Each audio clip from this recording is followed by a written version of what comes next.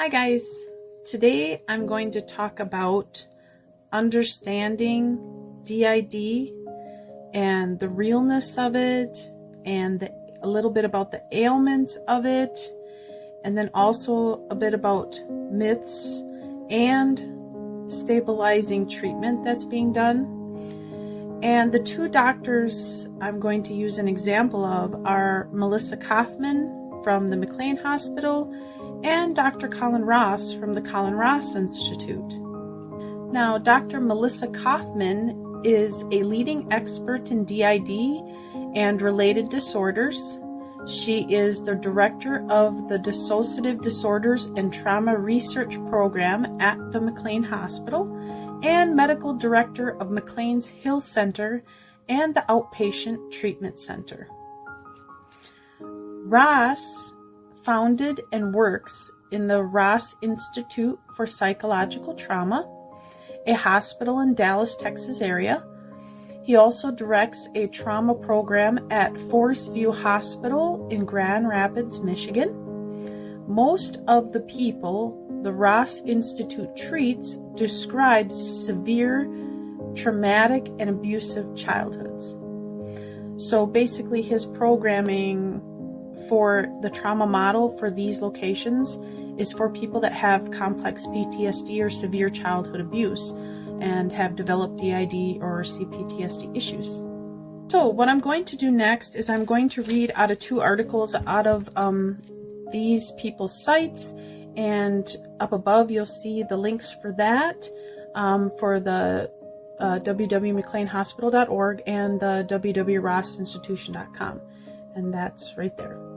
So, according to Dr. Millissa Koufman, during early development, children possess a wonderful capacity for magical thinking. Since a young child doesn't know it is impossible to turn into a different person, such displacement of thoughts or feelings can also become a coping mechanism for children who suffer from repeated trauma. For example, a child who experiences ongoing sexual abuse can think, "It's too overwhelming to fear or to feel. It's too dangerous to feel such anger. It's too real to know what is happening to my body. That's not me. That's someone else." By doing this, adds Koufman, they displace overwhelming thoughts, feelings, and memories into different personified aspects of self and separate from their painful circumstances. "This is not me" experience is the cornerstone of DID. Importantly, DID often allows children to maintain attachments, creativity, and the capacity for humor and reflection under extremely difficult circumstances, without them even knowing. However, as disassociation continues into adulthood, when the danger is no longer there, it can interfere with or prevent recovery from trauma. So what they're talking about here is children and young teens usually are not aware that they have DID till the brain is fully developed. And what happens with that is all of a sudden as an adult you start to realize, I'm not quite normal, I don't know what's going on with me. So then and even with like me, personal experience, I've had counselors since I was, and therapy since I was like 14 years old. Still had no idea that I had DID at all till I would say close to like 2009 when I was put on disability. So it's a very hard disorder to verify. So Koufman continues, the person experiencing the trauma is so emotionally overwhelmed, they cope by disassociating. They shut off from what's happening and compartmentalize the experience. Disassociating allows for a person to distance themselves from the trauma they experience. Someone with DID becomes skilled at displacing and personifying aspects of their experience into other aspects of their self. This shifting happens throughout life, even once the trauma situation has passed. This can occur even in circumstances with a trigger for disassociating isn't harmful. So what they're saying is, I'll give you a personal example. I have issues with washing the dishes because I, over the years, have had people smack me in the back of the head for not getting the dishes done quick enough or not doing them or cleaning them enough. Hence that feeling every time I get ready to do the dishes, that panic sets in and I will disassociate. But through therapy, I'm learning to say, okay, the memory, I can see it, it's there, I don't need to switch, I can focus, it's just a memory. That's what they're talking about here. And once you start to learn how to accept that and not switch, you start to get more of your day back and you start to get to know your alters better and all that. But I'm not going to go into complete detail about that, it'd take forever. So I will continue. So it says here, although people with DID have a strong internal sense of identity, fragmentation, it is a common misconception that people living with DID display multiple personalities. In fact, in most individuals, the condition is well hidden. Most people with DID rarely show noticeable signs of the condition. Friends and family of people with DID may not even notice the switching, the sudden shifting in behavior and effect that can occur in the condition. Giving the amount of misinformation around the condition, it's possible that what you've heard about DID isn't true. Despite what the media may portray, it is not easy to tell when someone has dissociative identity disorder. However, the experience of having a fragmented sense of self and not me, thoughts, feelings, memories, and even body image can feel very real to a person with DID. Characteristics portrayed in the media as having DID are often shown wearing uncharacteristic clothing, displaying wildly changing mannerisms, or appearing to be a different person altogether. People with dissociative identity disorder rarely express their identities in such obvious ways. I love that part. And by the way, that's not coming out of my mouth. That's coming out of Millissa Koufman's. So keep that in mind. And she's a specialist for DID. In DID, triggers are external stimuli that cause distress. Examples of triggering situations include being in a crowd, noise, or hearing particular words or loud bangs. Potential triggers are limitless with those with DID. For someone with the disorder, triggers can provoke flashbacks and severe disassociation. You can learn about your loved ones or your own triggers by asking directly or by observation. With this information, you can help prevent distressing situations, meeting your individual needs. DID specialists have specific tactics that they can use to ease triggers or flashbacks. So what they're saying here is switching is caused by memories, by flashbacks, by triggers from the memories. So per se, if a child is whooped with a belt as a child, okay, as an adult, you may see a belt in a store and you're triggered and you're like, oh, okay, and right away, because of that fear, you can be set back and an alter will come forth. Alters don't just pop up, okay?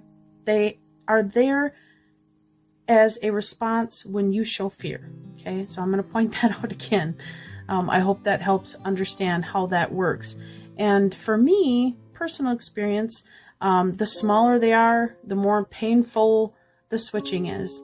And switching causes change in heart rate, change in blood pressure, change in body temperature, somatic symptom pains. I got some alters who have pain in their side, pains in their neck, all that. And because of that overwhelming thing, over the years, if DID is not treated, it can cause a lot of physical ailments.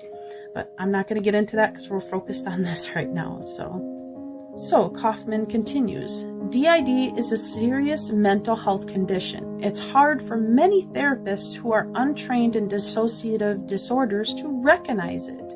But with effective treatment from mental health providers who are trained in trauma and disassociation or able to receive consultation with someone trained, people with DID can and do recover. Again, they do recover. People with DID can live full and productive lives. So what they're saying here, and I'm going to be very clear on this, if you're seeing a therapist, great. If you have DID, you need a specialist in DID. A therapist that does not specialize in DID should not be treating DID. I say again, a specialist who isn't trained in DID should not be treating or diagnosing for DID. Okay? Just point that out one more time. So next I have two small articles here. One is from Millissa Koufman and one is from Colin Ross. So this one says by Millissa Koufman, DID is based with a three-phased approach that involves focusing on safety and stability, processing traumatic events, and eventually being able to go through life without disassociating. Any phase of the process can take several years, and often the phases overlap. In addition to symptoms of PTSD and disassociation, individuals with DID often need treatment for co-occurring issues. This includes depression, suicidality, self-harm behaviors, disordered eating, and body image distortions. Now, Colin Ross talks about some of his treatment right here. In this setting, the really number one goal is to stabilize, to get the suicidal ideation down, the chaos, and the hyperarousal down to a level that is reasonable. Safely, the person can be discharged either back to outpatient or step down to partial and then go back to outpatient again.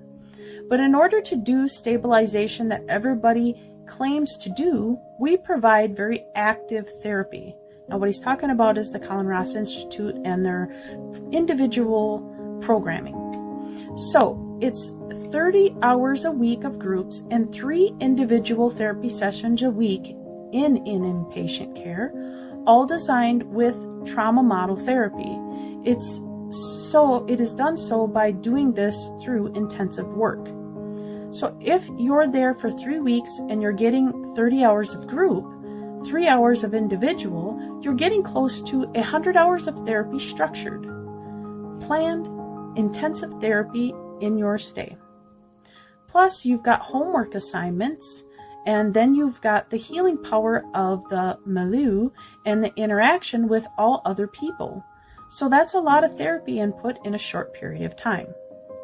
So what he's talking about here, and this is something I also heavily agree upon, is if you're treating your DID, the process will go faster the more hours you can get.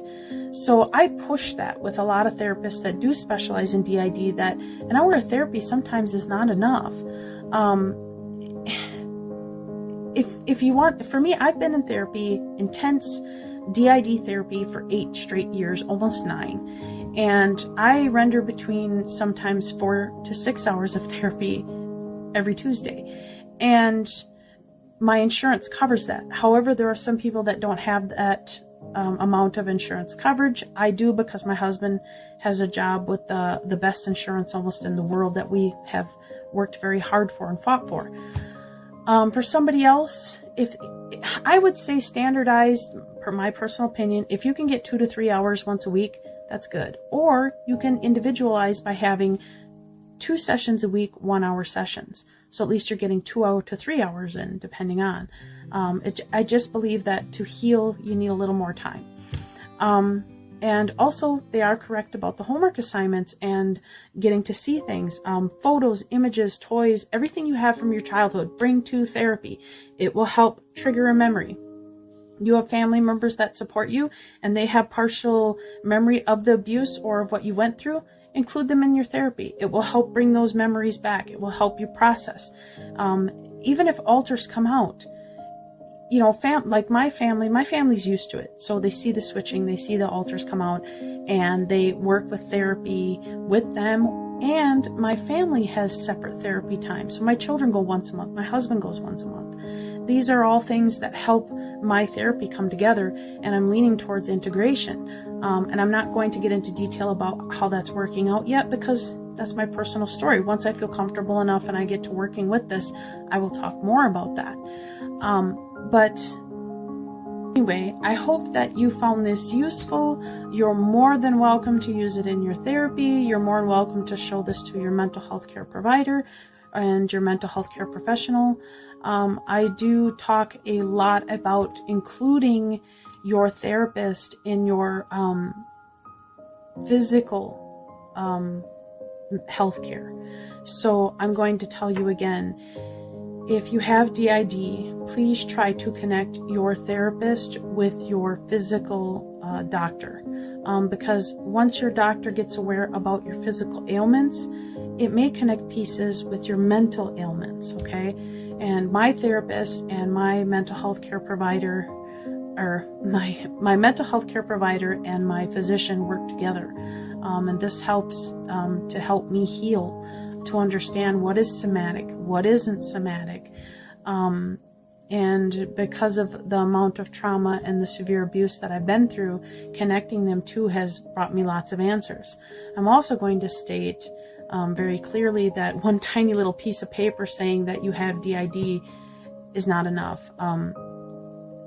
Paperwork behind being diagnosed, mine is about this thick, okay? And that includes my disability papers. And everything is signed and stamped. It's not just typed out. So I'm just going to point that out there. So if you're trying to play that game, good luck, because I've been down all this. I have images of my physical brain scans. I have signatures upon signatures of assessments and these stamps that stamp everything. So don't play that game. Don't play, I have DID, here's my diagnostic, one little paper. No. Nope.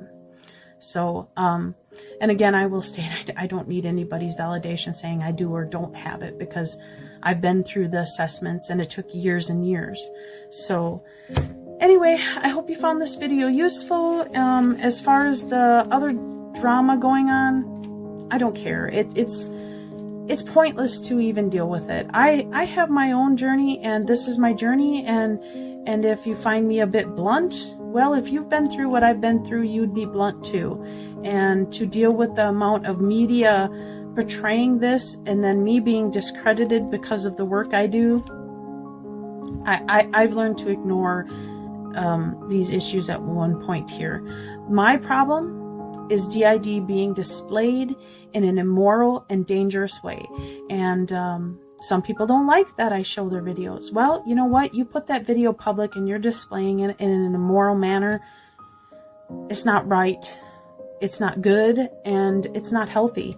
And, you know, yes, the APA is viewing our videos, and McLean is viewing our videos, and I would most likely guess so is the Colin Ross Institute. And eventually, I'm hoping that someone will do something about this, because to me, it's unhealthy, and we are giving children the idea that they can cosplay a mental disorder, and not just DID, but Tourette's and autism and schizophrenia and all this. These are disorders that come with ailing diseases. And why do you want it? That's the question. Why do you want that? I can't fathom why you would want a mental health disorder. And then okay, so this is the last one, I swear. Whose trauma's worse? Battle. My trauma's worse. Why would you want to fight over trauma. There shouldn't be no trauma to begin with. And if you're trying to make your trauma better than anybody else's, you have a problem. And to me, I've had some people say, oh, you've only been on YouTube this long. There's no way you have DID. Of course I haven't been on YouTube that long. Why would I want to work on this or talk about this when it took me 5 years to even accept it?